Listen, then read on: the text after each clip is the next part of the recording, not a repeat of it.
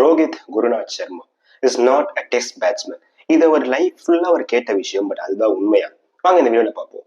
2007 ஒரு young ப்ராட்டஜியா Rohit சர்மாக்கு T20 வாய்ப்பு கிடைக்குது. 2008 ஓடிஐலையும் கிடைக்குது. ஒரு எக்ஸ்ட்ராடினரி லிஸ்டே நம்பர்ஸ் வச்சிருந்தாரு. 50க்கு மேல ஆவரேஜ், ஒரு ட்ரிபிள் செஞ்சுரி அடிச்சிருந்தாரு. 2011 ஃபைனலா ரோஹித் சர்மாக்கு ஒரு டெஸ்ட் டெபு கிடைக்குதுன்னு நினைக்கும் போது ஒரு ஃப்ரீக் இன்ஜுரி. டெஸ்ட் மேட்ச் நடக்க ஒரு 30 மினிட்ஸ் முன்னாடி இன்ஜுரி ஆகுறாரு. ஓகே, இன்ஜுரி தானே, நெக்ஸ்ட் சீரீஸ்ல வாய்ப்பு கிடைக்கும்னு நினைச்சா அதுதாங்க இல்லை. 2013 வரைக்கும் வெயிட் பண்ண வேண்டியது இருந்துச்சு. கிடைச்ச முதல் சான்ஸ்ல முதல் மேட்ச்ல ஒரு செஞ்சுரி அடிக்கிறாரு, 177. இந்தியாவில அவர் ஆவரேஜ் கிட்டத்தட்ட டான் பிராட்மேன் ஈக்குவலா இருந்துச்சு. பட் அவேல எதிர்பார்த்த அளவுக்கு பெர்ஃபார்ம் பண்ணல. எதிர்பார்த்த இடமும் அவருக்கு கிடைக்கல. ஒரு பக்கம் அவர் ஓப்பனரா லிமிடெட் ஓவர் ஃபார்மேட்ஸ்ல கலக்கிட்டு இருக்கும் போது இந்தியாவுக்கு டெஸ்ட் மேட்ச்ல ஒரு நல்ல ஓப்பனர் இல்ல. சுனில் கவாஸ்கர், ஷேவா, கௌதம் கம்பீருக்கு அப்புறமா இவன் தாங்க இந்தியாவுக்கு ஓப்பனர் அப்படின்னு சொல்ற அளவுக்கு ஒரு எந்த ஓப்பனுமே இருந்தது கிடையாது. முரளி விஜய் ஒரு சர்டன் எக்ஸ்டென்ட்க்கு இருந்தாரு. இன்னொரு பக்கம் பாத்தீங்கன்னா நீங்க எல்லாரையும் ட்ரை பண்ணாங்க.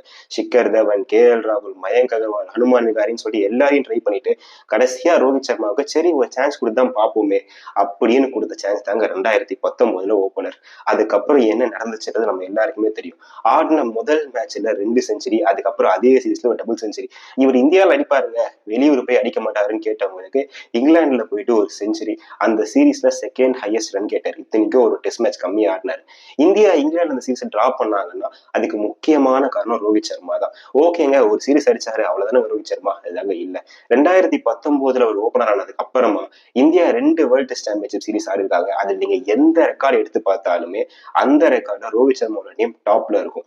மோஸ்ட் ரன்ஸா இருக்கட்டும், மோஸ்ட் செஞ்சுரிஸா இருக்கட்டும், ஃபோர்ஸா இருக்கட்டும், சிக்ஸா இருக்கட்டும், இந்தியாவுக்கு one of the best test match பேட்ஸ்மேனா இருந்திருக்காரு ரோஹித் சர்மா கடந்த 5 வருஷமா. இதுக்கு நடுல கேப்டன்சி கிடைச்சது, கேப்டன்சி நல்லா பண்ணாரு. கடைசியா நடந்த சீசன் அவருக்கு சரியா அமையல. இந்தியாவில பல வருஷத்துக்கு அப்புறமா ஒரு சீரீஸ் தோல்வி, ஆஸ்திரேலியாவுக்கு போய் சரியா பெர்ஃபார்ம் பண்ணல. அதே டைம்ல 2 ICC ட்ரோஃபியை பேக் டு பேக் ஜெயிச்சு கொடுத்தாரு. இருந்தாலுமே அவர் மேல இன்னுமே அந்த கேள்வி இருந்துச்சு, இவரு கேப்டனா இருக்கணுமா, இவரு டெஸ்ட் மேட்ச் ஆடணுமான்ட்டு. இவ்வளவு பண்ணதுக்கு அப்புறம் ஒரு லெஜண்ட் மேல இன்னுமே அந்த கொஸ்டின்ஸ் இருந்தா அவரோட மனநிலை எப்படி இருக்கும்ன்றதுனால புரிஞ்சுக்க முடியுது. அவரோட ரிட்டையர்மெண்ட் டிசிஷனையும் என்னால ரெஸ்பெக்ட் பண்ண முடியுது. ரோஹித் சர்மா என்னோட ஒப்பீனியன்ல சுனில் கவாஸ்கர், கம்பீர், ஷேவாக்கு அப்புறமா இந்தியாவுடைய கிரேட்டஸ்ட் டெஸ்ட் மேட்ச் ஓப்பனர் நீங்க தான். இந்தியாவுக்கு ஒரு அற்புதமான டெஸ்ட் மேட்ச் கேப்டனாகவும் இருந்திருக்கீங்க. இந்தியாவுடைய யங்ஸ்டர்ஸை டெஸ்ட் மேட்ச்ல அருமையா குரூமும் பண்ணிருக்கீங்க. மற்ற யங்ஸ்டர்ஸ் அதை சொல்றதே சாட்சி நீங்க எப்படி ஒரு அற்புதமான ஹியூமன் பீனா இருந்திருக்கீங்க அப்படின்ட்டு. இது ரோஹித் சர்மாவை பத்தின என்னோட ஒப்பீனியன் அண்ட் என்னுடைய thanks to Rohit Sharma for his test match career.